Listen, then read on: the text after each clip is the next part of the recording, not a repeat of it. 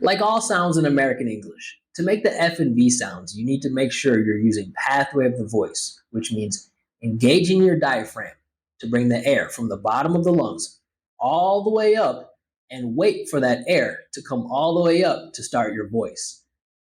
After that, all you need to do is softly, and I emphasize softly, change the shape of the air as it exits the mouth by adjusting the articulators.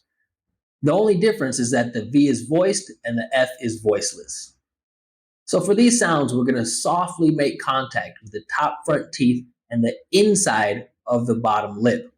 We don't put our teeth on top or bite our lip, and the sound isn't perfect like this. Ba, ba, fa. Instead, we softly slide those top front teeth against the inside of the lip, here, the wet part, like this. V, v, fa, fa, va, va, fa, fa, ve, ve, fi, fi, ve, ve, f, f, ver, ver, fu, fu,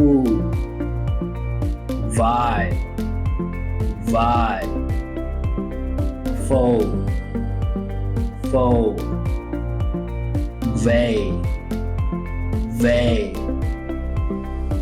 few, few, vow, vow, poi, poi,